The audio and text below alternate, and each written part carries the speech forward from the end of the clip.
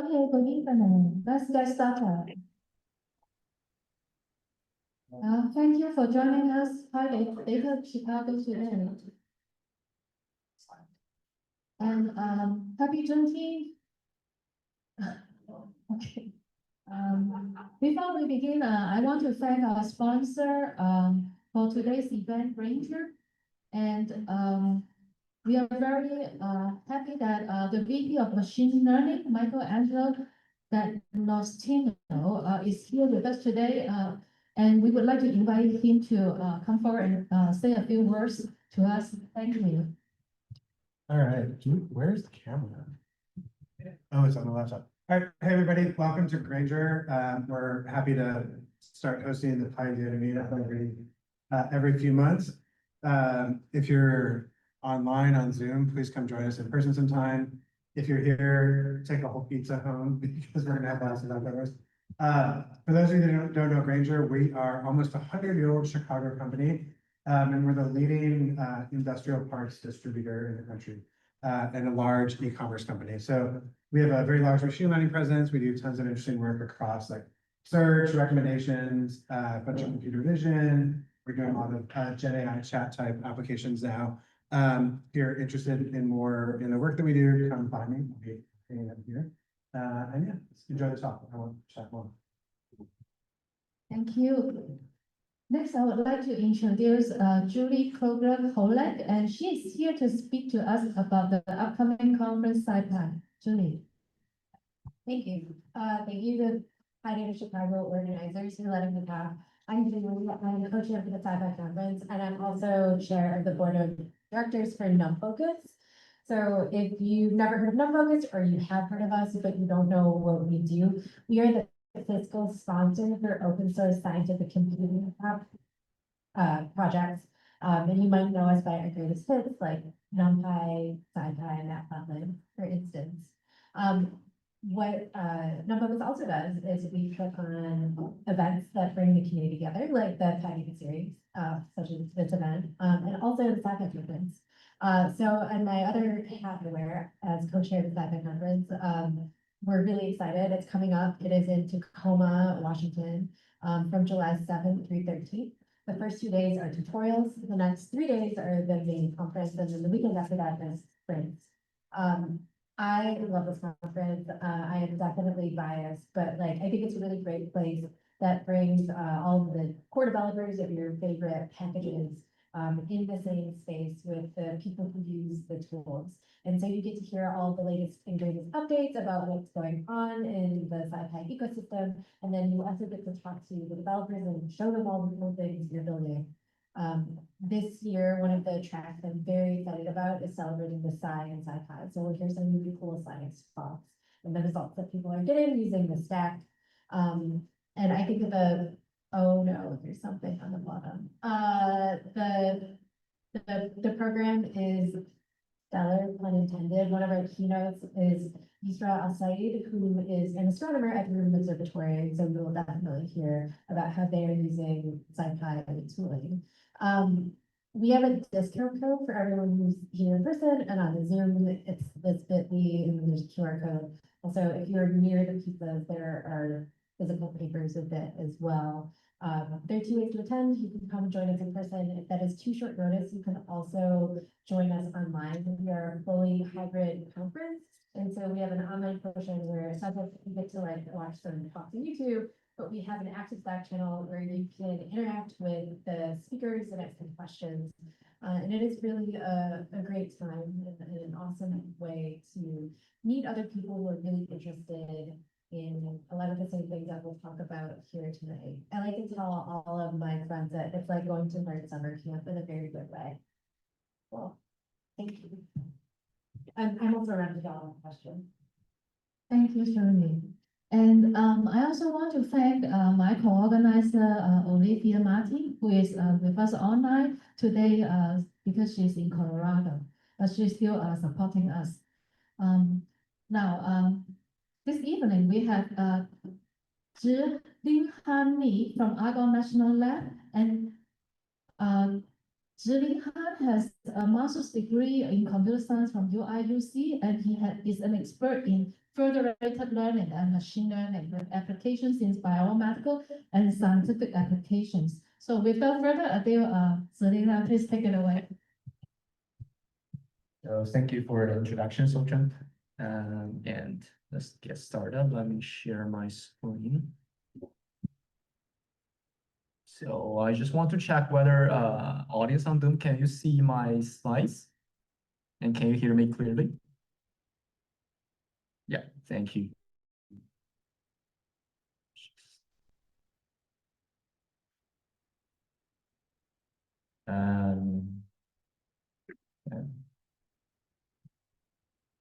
So hi guys, my name is Zhiling Han. I'm a machine learning engineer at the Data Science and Learning Division at Oregon National Laboratory. It's a great pleasure for me to give a tutorial on leveraging federated learning to build robust AI model for biomedicine using APPFL, where APPFL refers to Advanced Privacy Preserving Federated Learning Framework that is built by us at Oregon. So in this tutorial, I will basically cover the motivation for federated learning.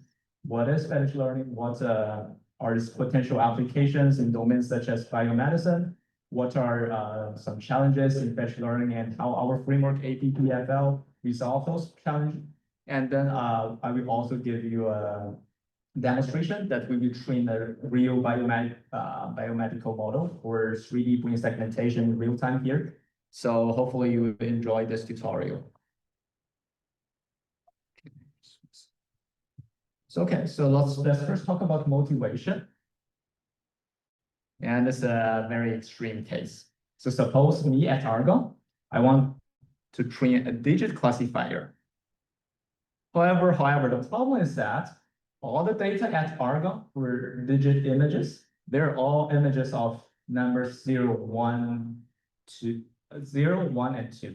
So in this case, no matter how hard I try, it's impossible for me to train a good digit classifier which can recognize 10 numbers from 0 to 9, for example.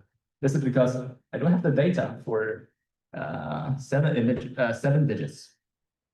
So I reached out to one of my friends, say at University of Michigan, and I asked, do you have some data in your institute? And he said, yeah. I have them, but I only have images for digits 3 or 5, which is also not sufficient. And I reached out to another collaborator at University of Illinois, and he says, okay, I also have data for digits 5, 6, 7.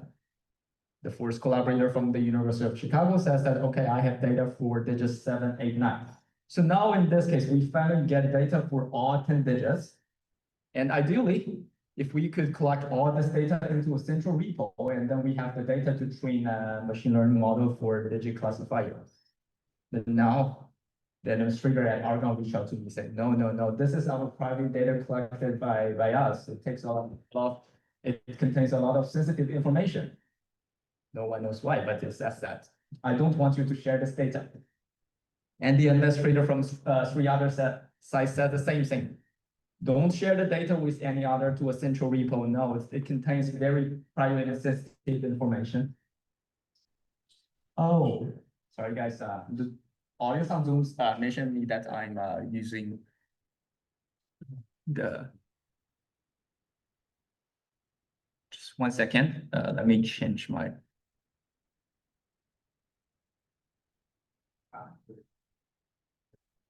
Okay. So. Yeah, I think now everyone should see the same thing. Okay. Yeah, so now so the conclusion is that we cannot collect all the data from 4 sites into a central data repo to train a model.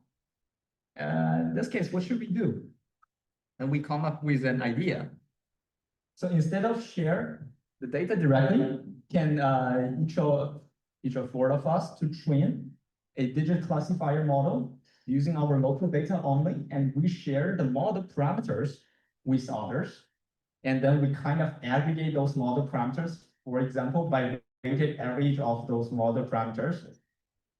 And like this one, can we get a good model that can recognize 10 digits. So in this case, these for clients, they kind of, or say this for data owners, they kind of create a very loose federation. And this training pattern, we call it federated learning. And you wonder how this really works. So here's an like an example we tried. So we partitioned a minutes data set, where minutes data set is a digit data set, which contains digits from 0 to 9. And we partitioned it into 10 artificial clients, and different colors represent different digits. And we can see that for these 10 clients, they have different number of samples. None of them have all 10 digits, and the number of data for different labels are completely different and heterogeneous among all these 10 clients. And I think for each client, they have a minimum of 3 digits to a maximum of 5 digits. So none of them have more than 5 digits in their local data set.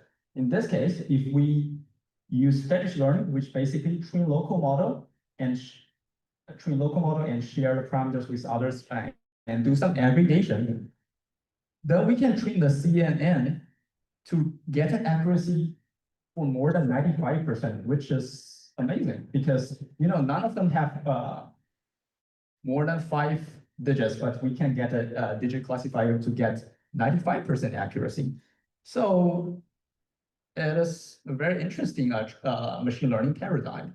And now let's really talk about something more serious. This example is so trivial, right? And no one knows why digits are sensitive data and why each side only have digits for numbers 0, 2, 0, 1, and 2. So again, why fetch learning?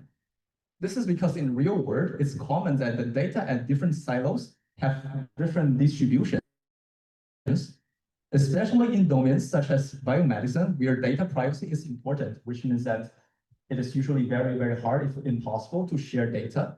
And the biomedicine can be very, very heterogeneous for different reasons, such as different population distributions among areas, device variations among medical institutions, different data collection protocols. So you can see some example, like you can see these are some intensity distribution of different medical data modalities and among different hospitals, and you can clearly see that they have different intensity distribution, or the data may form different clusters, have different value distributions. So, in biomedical research, access to many data is restricted by various laws, and this necessary but cumbersome restrictions have had undesirable effect of siloing data as the host medical institution, which in turn constrained collaborative research, which means that sharing those data is very hard, and each data silo may just have kind of biased data, which limits the performance of the model trained on it. So we need fetish learning. And now let's really give a more formal definition of fetish learning to see how it works. So in fetish learning, there's a central server, and there are several clients. Each clients have their own data, which are considered secure and private. And each client should have their own computing machine because they need to train models using their local data, so they have to have computing resources. And these resources can be very heterogeneous. Some may have cloud computing resources, some may have HPC clusters, some may even just have some personal laptops. So the computing resources are also heterogeneous. And each client will train a local model using their local data and local computing resources and share that with the server. The server will kind of aggregate those local models. And by aggregate, you can simply consider that as a weighted average of the model parameters to get an aggregated model. With this aggregated model, will be sent back to all the clients to do another round of training and sent back to the server again for aggregation, so on and so forth, until some stopping criteria is met, like the validation accuracy is beyond a certain threshold, or we reach a desired number of global communication rounds. So this is how fetch learning really works. And we can see some real-world medical applications of fetch learning. So in this case, it's a collaboration between Argonne and the University of Chicago to do detection of COVID-19 from chest X-rays. In this case, we have two data sets. One is at Argonne, which is aggregated from multiple open source data, where UChicago COVID dataset is a private dataset collected by UChicago. And here we train three models. The first model, which is only trained using Argonne's collected data. The second model is only trained using UChicago's data. And the third model is leverage data from both two sites using federated learning. And we can see the performance comparison on the right-hand side, and we can see that the federated learning model have much better classification performance on like a holdout test data set. Another example is a collaboration between Argonne and the Broad Institute. So in this case, we are training a model to do age prediction from ECG signals. And again, we have two data sets. The first one is also a collection of some open source data at Argonne, and another is a private data set from Broad Institute. And you can see the statistic of these two data sets in table 1. And then we will train a model and we evaluate the mean squared error. Again, in this case, we train three models. First one only using Argonne's data, second one only using Broad's data, and third one using data from two sites using federated learning. And in this case, we have two testing data sets. The first testing data set is from Argonne. The second testing data set is from Broad Institute. So from the second table, if you see like the model trained only on Argonne's data, it has a relatively smaller error on Argonne's test data, but it has a much larger mean squared error on Broad Institute data because they have completely different data distributions. So the model trained using Argonne's data does not generalize very well, have good performance on Broad Institute's data. Similarly, for Broad Institute model, it has a very small mean squared error on Broad's data, but very large error on Argonne's data. But if we take at this third row of the second table, we can see that the model trained using federated learning have relatively smaller error for both data from Argonne and data from Broad Institute. So this kind of shows the power or why federated learning could be important. It can train a more generalized model, which has like general performance on like different data distributions. So the more data we have, maybe the more accurate the model could be on a general distribution. Okay, so now talk about, after talking about the motivation, the introduction, and the application, now let's talk about some challenges in federated learning. So let's take a look at this data distribution again, which kind of indicates one important challenge in federated learning, which is called data heterogeneity.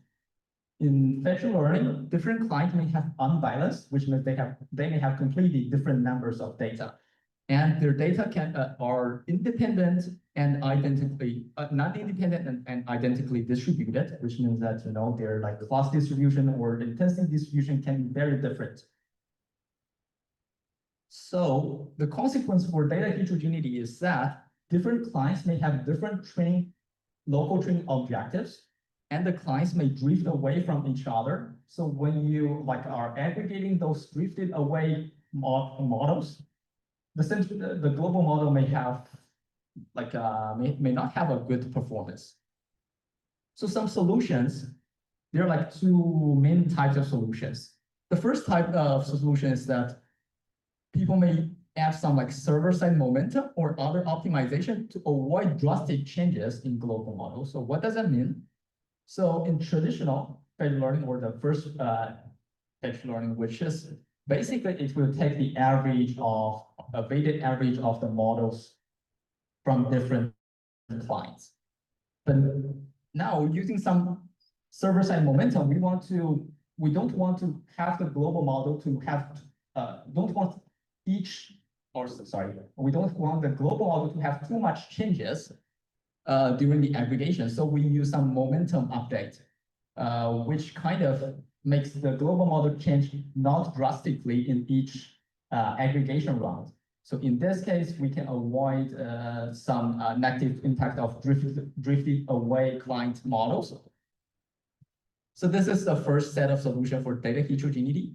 The second set of solution is to add some proximal term, or you can or regularization term in client's local training objective to prevent the model drifting too much away from the global model.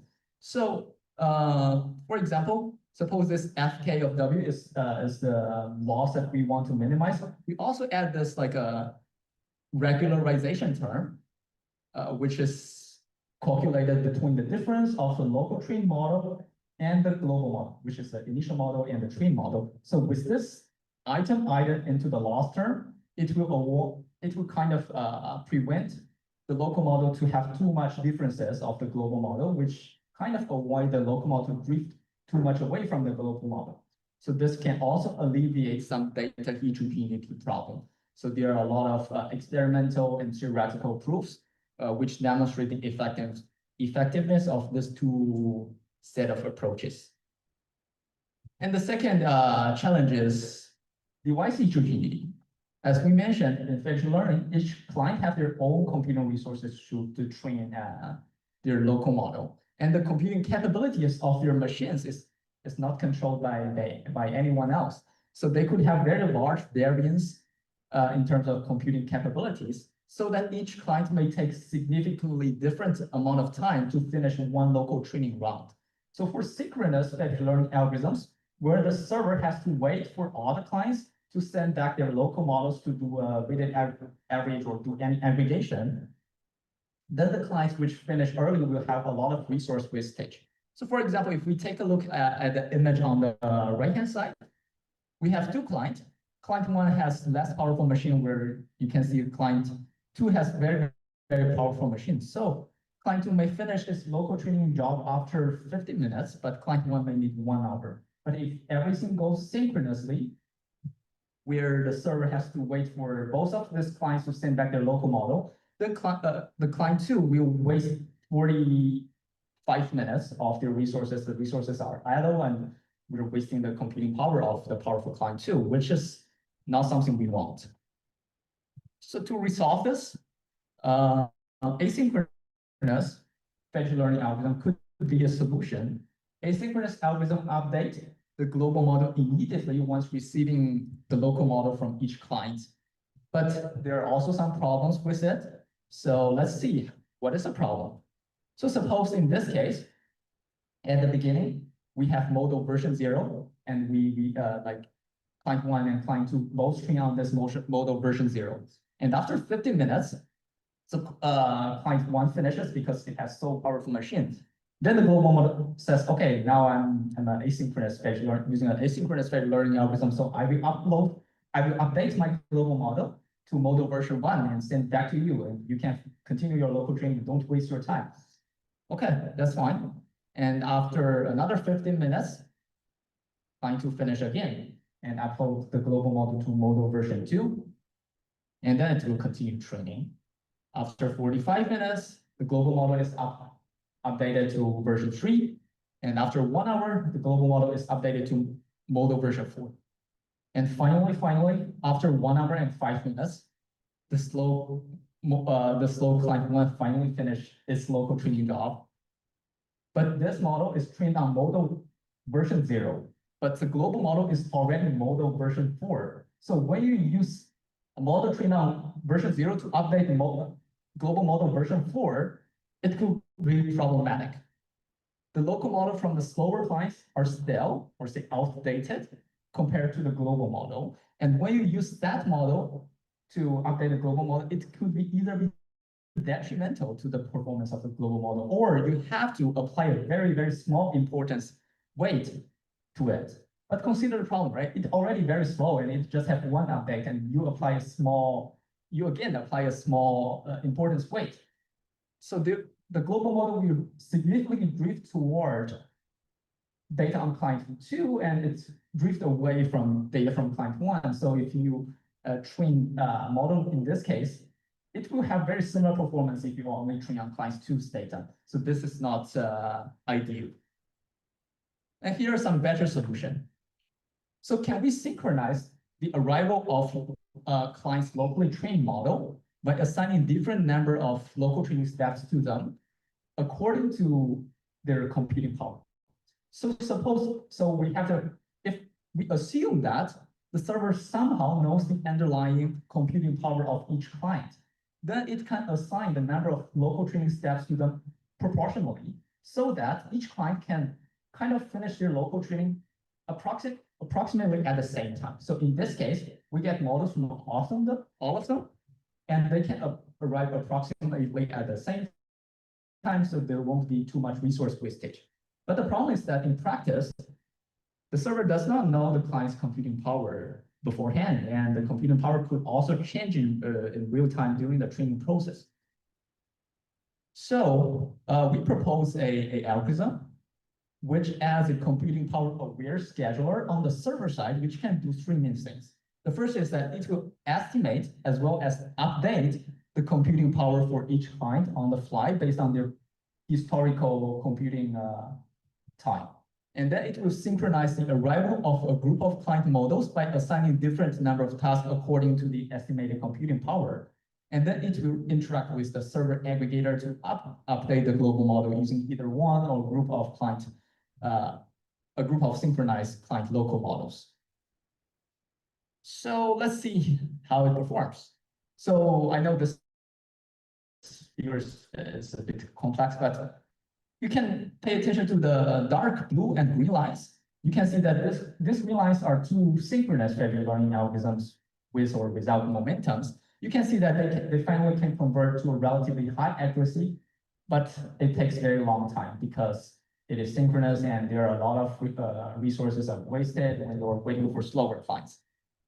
And if you take a look at this blue fluctuating lines and the right fluctuating lines and the light blue lines, these are two asynchronous algorithms. You can see that sometimes they may not convert to a very good accuracy due to the client drifting issues.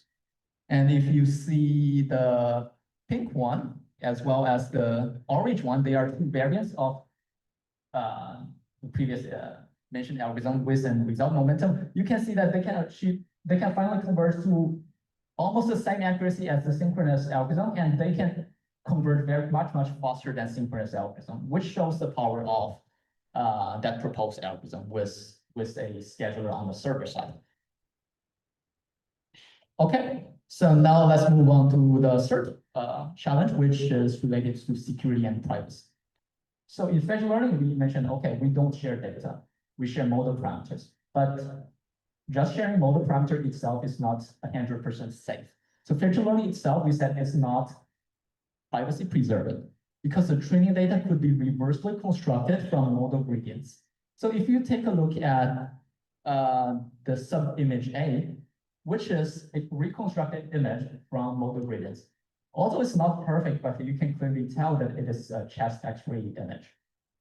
So this is something that we don't want because ideally we want them to, they cannot tell what image it really is. Well, differential privacy is kind of an algorithm which adds some noise to model parameters before like the client sent to the server. It can significantly decrease the difficulty of reconstruction while it has like a kind of minimum effect of model performance. So if you see here, as we increase the amount of noises we add to model parameters, the quality of reconstructed image are decreasing and decreasing, while the model performance definitely have some decrease, but it won't decrease too much. And there's some other set of security concern is that some clients may try to attack the feature learning process by sending some poisoned update for aggregation. So suppose I'm a client and I want to attack the feature learning experiment.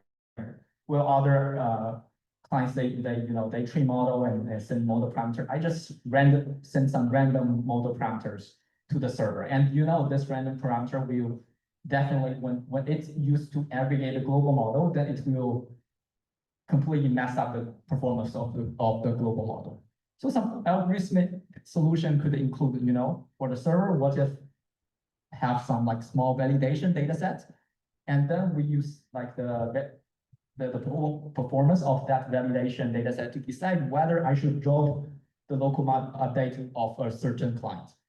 Also, we need some system level protection, which means that it is important to add some authentication algorithm when you are building a fetch learning group, so that only trusted user can join this fetch learning group. So you know that who you are really working with.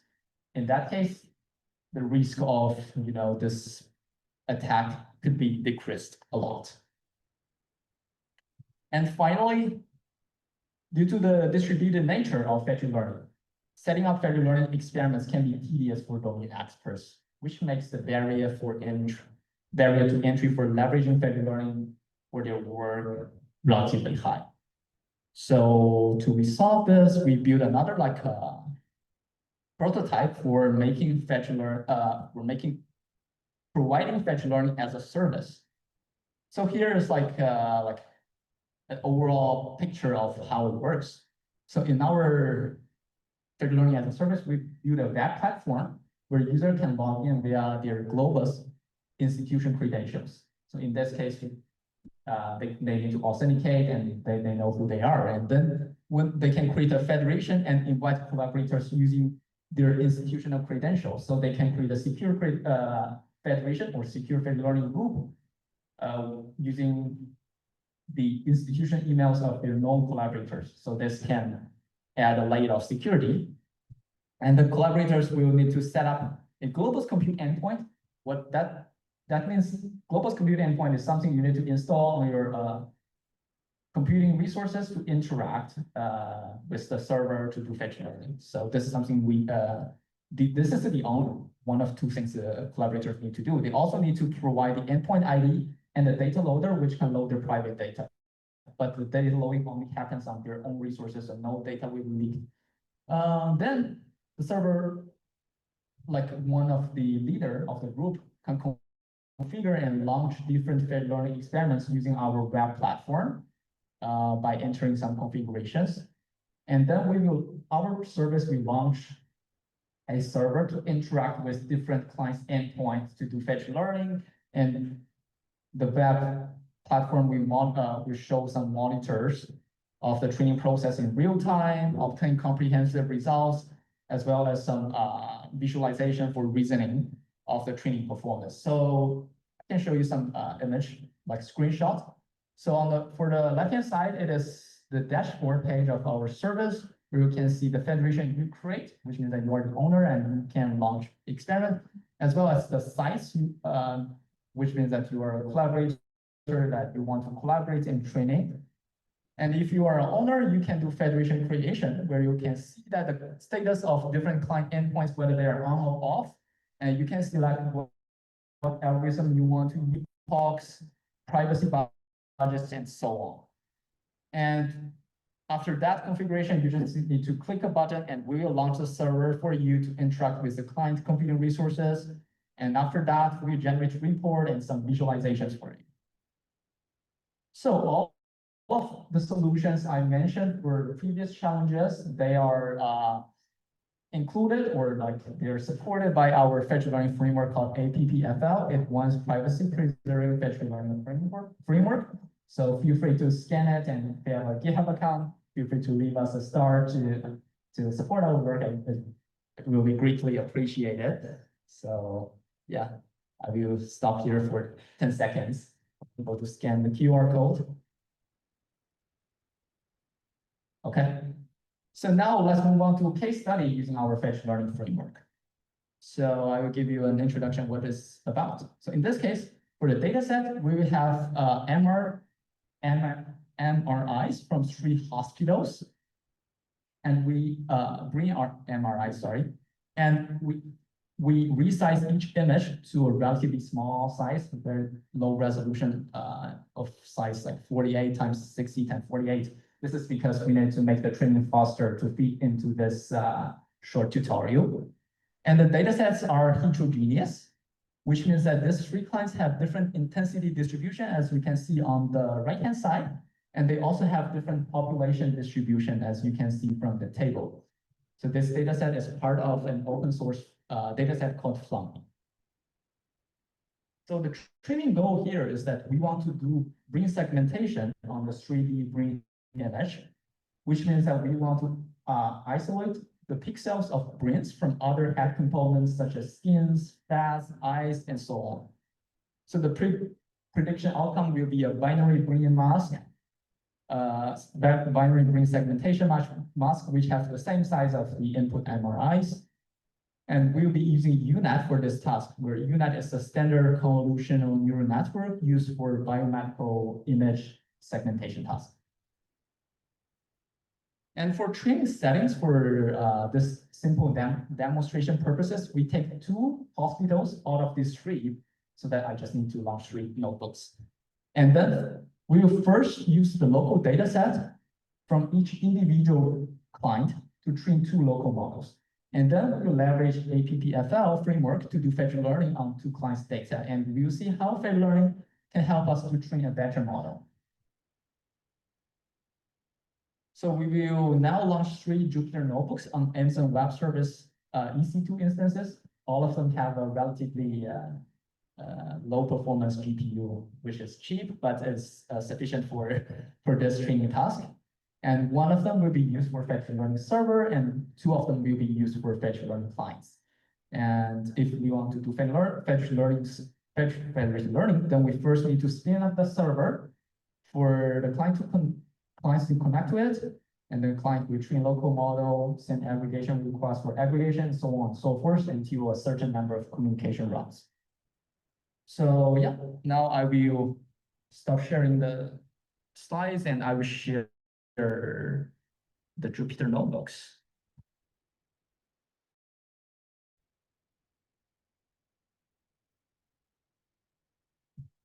So may I confirm with online audience that you could see my Jupyter notebooks?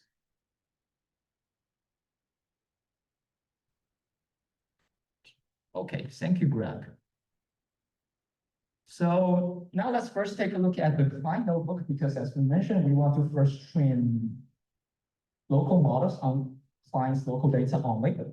So this is a problem description that I already mentioned, which is about the data set and the training goal, training loss, and so on. So you can find all of these notebooks on our GitHub repo, by the way.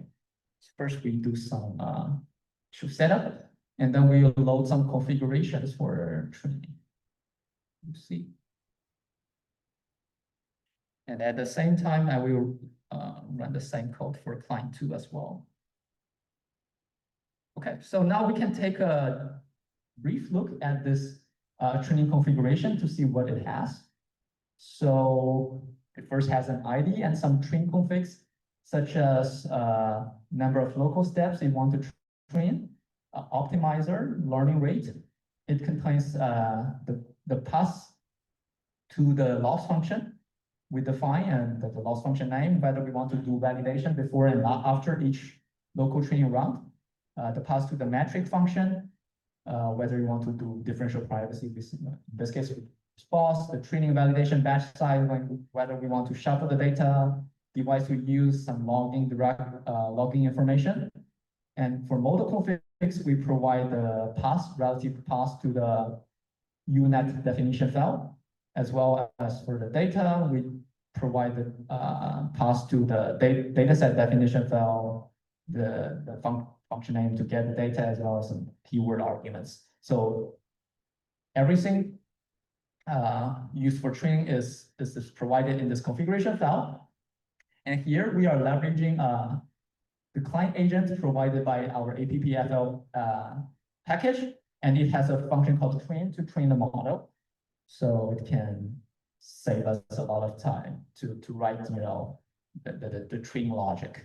So everything is defined within the stream function. So as you can see, there will be some information printed out, like the round, whether it's pre-val means that whether this is validation before local training, this local training round, the time it takes, the training loss, training accuracy, validation loss, and validation accuracy.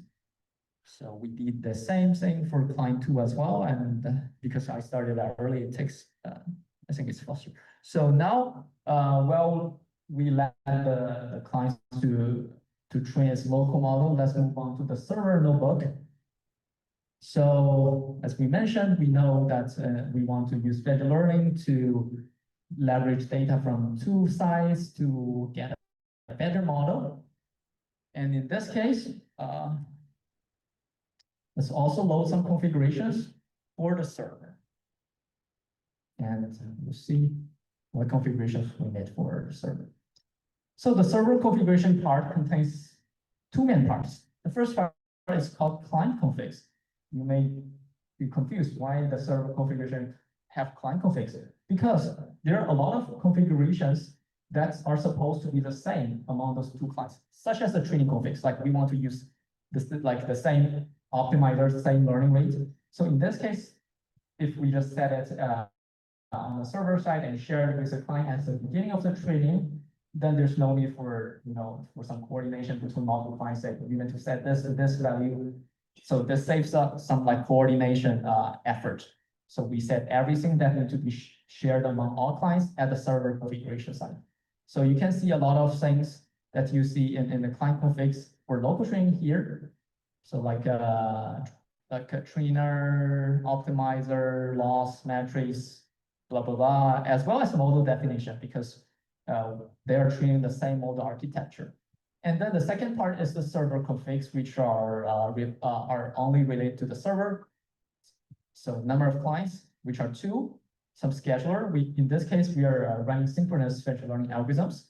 Aggregator, we use federated average, which is just a basic weighted average of client local models. And we apply the same weights to them instead of weighted average. And the number of global epochs is 10, some logging information, and for communication, this is used for communication between the server and clients, and we will show you how to set that up later. So now let's create the communicator on the server side. So this communicator will let the server to listen to the request from the clients. So here we will print out a server URI, and the clients needs this information to connect to the server. And after that, we'll run the serve function provided from AFO, and now the server is on, which means that it starts to listen to requests from clients, which has this URI. So now let's take a look at the client local training performance. So we can briefly see that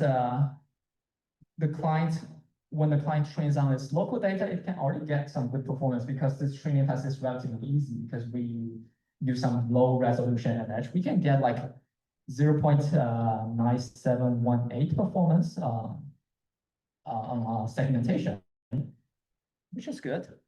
Let's see client 1. It gets like 0.9677.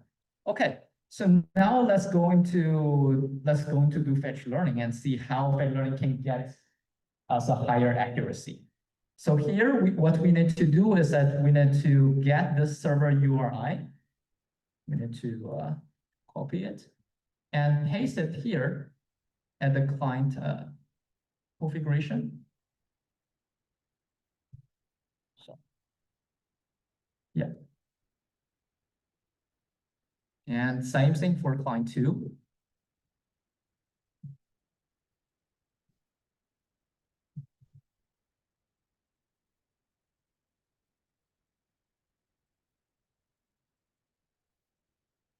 I will be running all the cells, and then I will give the explanation so that we don't need to wait too much time. So now we can take a look at the client configuration for federated learning experiment, which is much cleaner because we know that for a lot of configurations, they are already provided in the server configuration file, such as those training setups, model setups, and so on. So this client configuration is much shorter. It only has like client ID, some training configurations that are supposed to be set by the client itself, such as CUDA, such as the device, right? It is possible that certain clients, they don't have GPU, so they have to use CPU. So it doesn't make sense to force all the clients to use the same type of device. Or some clients may have more than one GPU, so they can use multi-GPU to train, as well as logging directory and file name. The clients need to define it based on their own file system structure. So these configurations are not set by the server. And for the data configs, it has to be provided by the client because it is the data on their local machine. The server does not know where you store your data loader file or something. As well as the communication configs, which contains a server URI that is used to find the server and send requests and to do the fetch learning. And then with this configuration, we just create the client communicator, which can connect to the server. And then we can start the fetch learning training loop. And it has only 4 steps. The first step is get configuration, which is used to get those general client configurations shared among all the clients from the server so that it knows what training configuration it should have. And then it will send another request called get global model with init model equal to true, which means that it will get the initial global model for training. So this will ensure that all the clients will start with the same global model, same initialized global model. And then they can go to the training loop to update global model. So this is update global model is used when the client finishes local training. It will call this function to send its local model and update the global model. And the response of this function will be the new global model. And after everything is done, when it receives a stopping stopping flag, it will call this close connection request to close the connection with server. So you can see this code, it's very clean. So first we call like client communicator.configuration to get this client config, and the client agent will load config from this received configuration. And then we get the initial global model by calling this get global model function, and then we load it. And then it's a while training loop. So client agent.train to train the model and get some parameters, get the local model as well as some metadata the client wants to send to the server. So in this case, the metadata are some validation accuracy and so on, so that the server can also display those information in their log. And then we call the update global model by providing the local model and the metadata, and we will receive new global model as well as some metadata the server shares with us. If the status in the metadata is done, then we will break out from this training loop. Otherwise, we will load this parameter and continue local training. And after everything is done, we will call this custom action with action close connection to close the connection with server, and we are all set. So yes, you can see we already finished our fetch learning training, and now the performance of the global model is 0.9782. Well, when we are trained locally, we get like 0.791 something on 0.97 something and 0.96 something. So we can see some increase in performance. You may think, this increase is relatively small. This is, as mentioned, the task is relatively easy and it's already very close to 100% accuracy. So, but we can still see the increase in accuracy, which demonstrate that with fetch learning, when we are leveraging more data, which have like a broader distribution, we can usually get a better and more generalized model. And this could benefit a lot for training better biomedical AI models, where a small accuracy increase could be essential. So yeah, I think let me also demonstrate some logs on. Just delete it. Oh yeah, it's here. So this is a log from the server side, where you can see like you receive different kind of requests from different clients. And it like during the training, it says receive the following metadata from client one, such as like pre-validation accuracy, pre-validation, like pre-training validation accuracy, pre-training validation loss, the run validation accuracy, and loss after the training. So yeah, this is pretty much everything related to this demonstration. And yeah, that's it. So now let's move back to our slides. Just have no more slides to share, which is this one. So, yeah, I will just share the last slides. So now it's question and answer time. And if you're interested in our visual learning framework, or like if you're interested in playing with visual learning, feel free to go to our GitHub repo. You can search it as appfl /appfl on GitHub. So any questions, guys? Go ahead.